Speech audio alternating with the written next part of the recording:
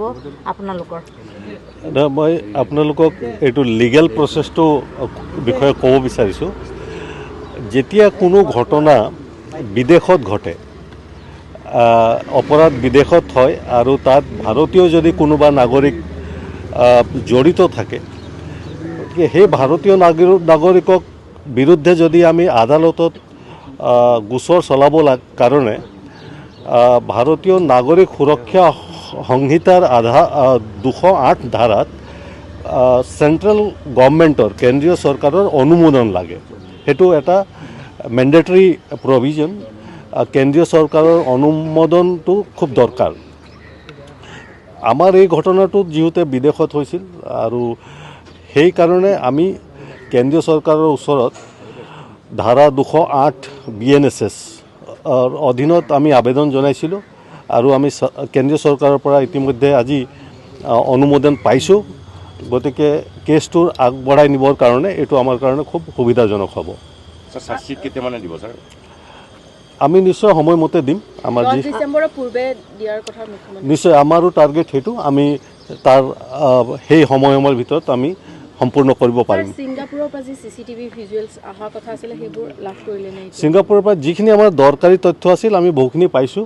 সেইখিনি আমাৰ কাৰণে এতিয়া তদন্তৰ কাৰণে আমি যিখিনি লাগে সেইখিনি পাইছোঁ। ছাৰ, যিহেতু 208 BNSS এই হেৰি পোৱাৰ পিছত ছিংগাপুৰৰ যিখিনি ইয়াতে সুধি মেলি তেওঁলোকৰ পৰা পঠিওৱা হ'ল, সেইখিনি তদন্তৰ আওতালৈ আহিবলৈ হয়তো এতিয়া আপোনালোকৰ কোনো অসুবিধা নহ'ব নেকি?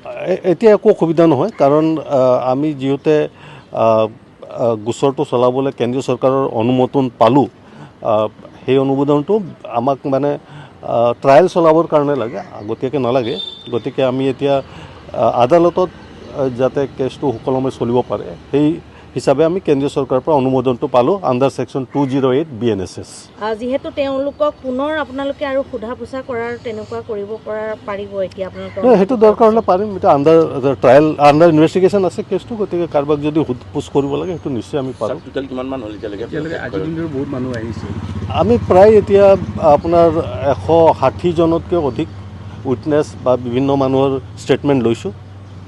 যিধৰণে যিবোৰ সাক্ষী এতিয়ালৈ লোৱা হ'ল এইখিনি ছাফিচিয়েণ্ট নে কেছটো মানে কোৰ্টত শক্তিশালী ৰূপত উপস্থাপন কৰিব পাৰে? নিশ্চয় আমাৰ ইনভেষ্টিগেশ্যন ভালকৈ চলি আছে। যিমান সাক্ষীবাদী ল'ব লাগে সকলো লোৱা হৈছে। ছাৰ,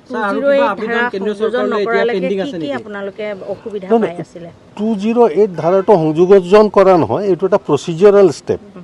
এইটো পিনেল ছেকশ্যন নহয়, প্ৰচিজাৰেল ছেকশ্যন। মানে যেতিয়া আপুনি কিছুমান আইনত কথা আছে যে কিছুমান গোচৰ চলাবলৈ কিছুমান কম্পিটেণ্ট অথৰিটিৰ অনুমোদন লাগে।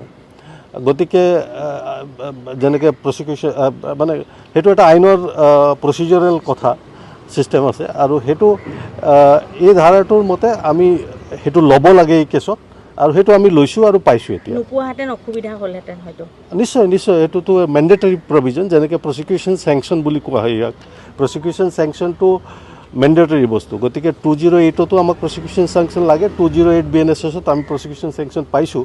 গতিকে সেইটো আমাৰ কাৰণে খুব সুবিধাজনক। আৰু কিবা ধাৰা ছাৰ এতিয়াও আবেদন কৰা পেণ্ডিং হৈ আছে নেকি গৃহ মন্ত্ৰালয়ৰ? নাই, আমি পাইছোঁ যিখিনি পাবলগীয়া আমি পাইছোঁ। ফৰেনচিকত আমি বিভিন্ন এভিডেঞ্চ পঠিয়াইছিলোঁ, তাৰো ৰিপৰ্ট আমি পাইছোঁ। গতিকে আমাৰ যিমানখিনি পঠিয়াব লাগে ফৰেনচিক বিভিন্ন লেবৰেটৰীৰ পৰা ৰিপৰ্ট ল'ব লাগে সেইখিনি লোৱা হৈছে। ধন্যবাদ। যে ফৰেনচিকলৈ মোবাইল প্ৰেৰণ কৰিছিলে ছাৰ, সেইসমূহ আহিলেনে ৰিপৰ্ট? সেইখিনি আহিছে আৰু কিছুমান আহিব আছে, সেইখিনি আমি খুব সোনকালে পাম। এই ছাৰ সমগ্ৰ ন্যায় ব্যৱস্থাটোত প্ৰদানৰ ক্ষেত্ৰত 208 ধাৰাটোৰ ইম্পৰ্টেঞ্চো সবাতোকৈ বেছি নেকি?